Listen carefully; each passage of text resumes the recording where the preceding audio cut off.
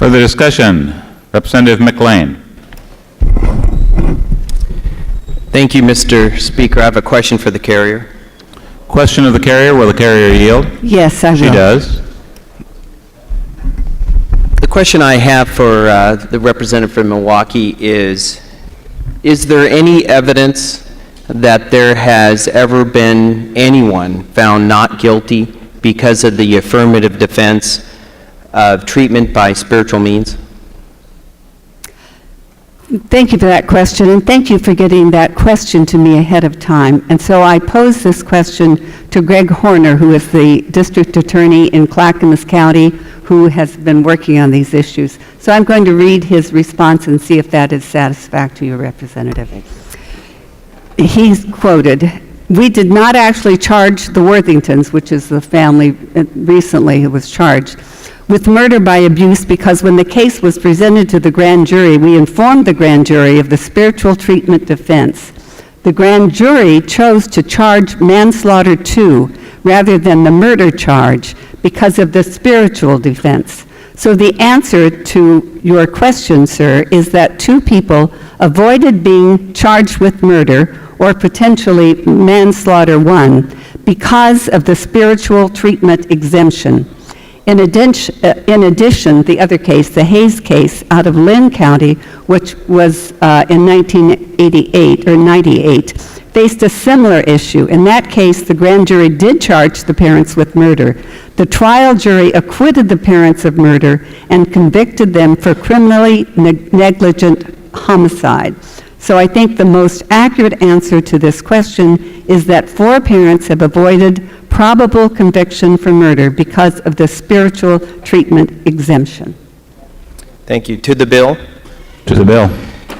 There is no evidence in the history of Oregon where any parents have been found not guilty of murder because of the affirmative defense of treatment by spiritual means.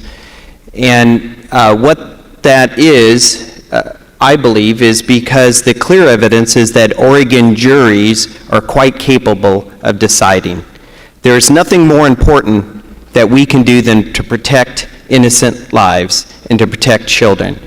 And the issue for me on this bill and for us colleagues to consider is that we are taking this issue away from juries and grand juries from making decisions based upon facts presented on specific cases. And we're doing this so that there can be murder charges brought in all circumstances, because the evidence is that the people who have allowed their children to, through neglect, to be harmed because of their faith in a spiritual healer has resulted in convictions. And so the issue comes down to whether we want these parents to serve 7 years in prison or 25 years in prison. And that decision, I believe, is best left with a jury. I'm going to support this bill and seek an amendment in the Senate that we could still leave that affirmative defense for murder to allow, in essence, a jury to decide whether they should be basically found guilty of manslaughter or murder.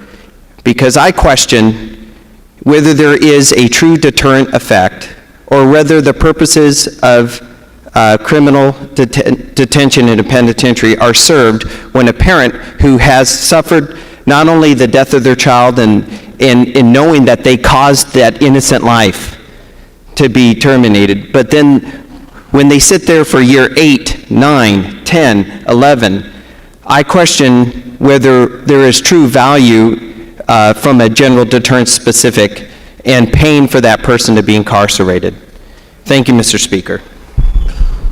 Further discussion? Representative Widener. Thank you, Mr. Speaker. To the bill. To the bill. Colleagues, this bill is something that is taking care of some bad actors that we did have, but I worry that we might be heading down a slippery slope. The other night, I prayed with my wife because she had a severe migraine. This morning, we prayed over our child who is dealing with severe tonsillitis, or we're not sure what's wrong, and she's taking him to the doctor later today.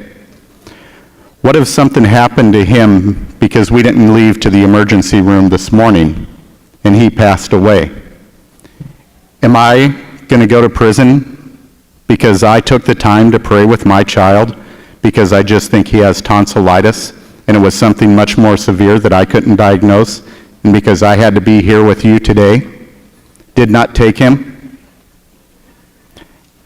Who's going to make that decision? We're cutting a jury out of this. We need to look at these issues very seriously. I take my faith deeply, and I know that God gave me doctors to take my children to help them when they need help, when they're dealing with an infection, to get antibiotics. But I also, before I became a Christian, heard my grandma fall to the floor one night and just heard Jim and a thump on the floor. I run down and see her, white as a ghost, eyes rolled back in her head, no pulse. I scoop her in my arms and put her in the back of the car, and I start praying on the way to the hospital, saying, God, don't let her die. I don't want to lose my grandmother. I want my children to know their great-grandmother. God came in that car and told me she's going to be okay. At that moment, I looked back and I could see her breathing. We rushed to the hospital, and I started praying other things. I asked for him to bring a decent woman into my life, to bless me with somebody. That weekend, I met my wife. They gave my grandma 6 months to live. You have seen my grandma on this house floor last time when I was sworn in. This is 18 years later. She's 97, still alive to this day, and my children know their great-grandmother. The doctors gave her 6 months. God gave her another 18 years. We have to realize that there are spiritual forces, and there are us with deep convictions that are Christians reaching out to people and trying to share the love of Christ with other people. We need to be careful when we make laws like this. They could put somebody like me in jail. They could put any one of us that are believers in jail because of an action we took with our child. So I hope as we're heading down this road and we're making these laws, we look at them very carefully and watch how restrictive we make them. Colleagues, I will be supporting this bill today, but I think I am working with Representative McLean to make sure we get the right changes made to this bill on the Senate side. Thank you.